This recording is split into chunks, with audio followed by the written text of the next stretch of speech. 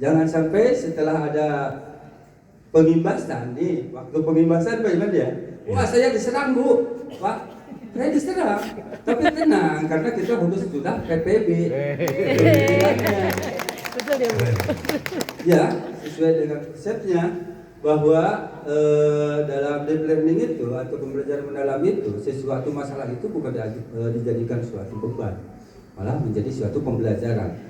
Jadi kalau banyak masalah dari orang lain berarti saya itu banyak pembelajaran dari orang lain. Tepuk tangan dulu. Gitu. Iya. Jadi kita harus kenal dulu Pak.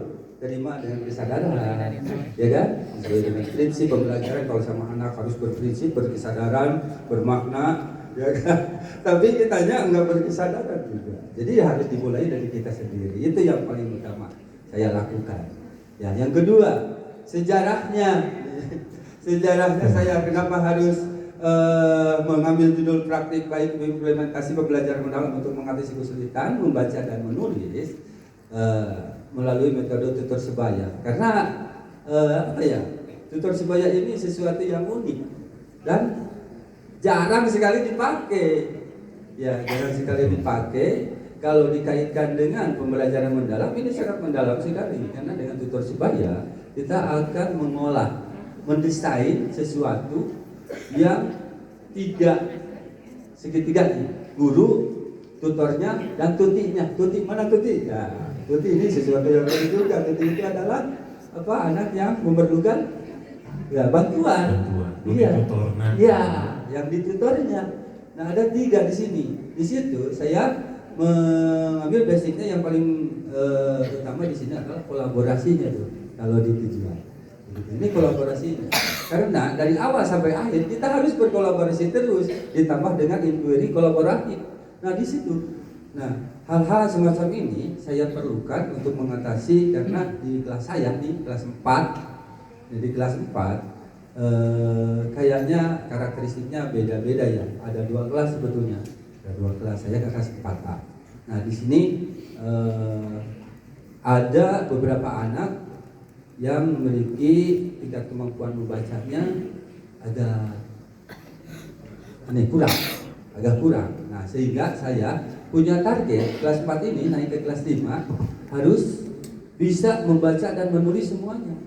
Karena membaca dan menulis semuanya ini adalah modal dasar untuk semua mata pelajaran, saya yakin. Ya. Sebelum memahami harus bisa baca tulis dulu. Seperti itu. Nah, dari sinilah saya mendesain sesuatu yang berguna untuk anak didik saya. Yang pertama saya lakukan yaitu asesmen ya, mengakses dulu. Saya menggunakannya dengan inquiry kolaboratif sebetulnya dengan guru kepala sekolah, gitu ya. Karena ini kayaknya studi kasus.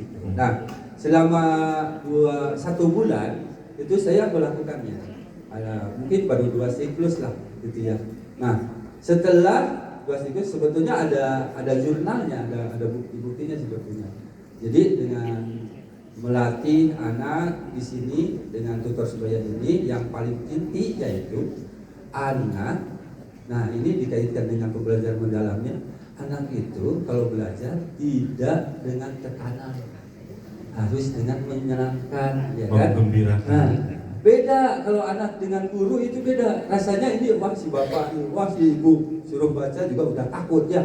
Tapi dengan tutor sebaya di situ terintegrasilah suatu rasa ya kan, bahkan di kerangka pembelajaran kemitraan. Malah saya tadinya mau melibatkan kelas 6. Ya, kemitraan itu tidak harus kelas, bisa juga kelas 6 atau di luar itu bisa Pak.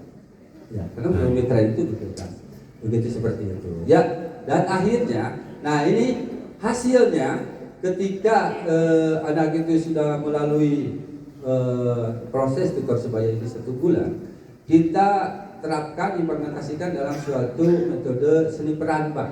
Nah nanti kita ibu-ibu ya, anak-anak yang suka malu dan lain sebagainya pendiam itu bisa tampil nanti. Nah itu jadi memotivasi sebetulnya ya, memotivasi. Dan anak itu alhamdulillah sekarang dengan tingkat minat membacanya tinggi gitu ya, karena senang dengan temannya seperti itu. Dan nanti kita akan saksikan hasilnya. Saya bawa ke sini nanti produknya ya, anak-anaknya semua kelas 4 gitu. Terima kasih. Assalamualaikum warahmatullahi wabarakatuh.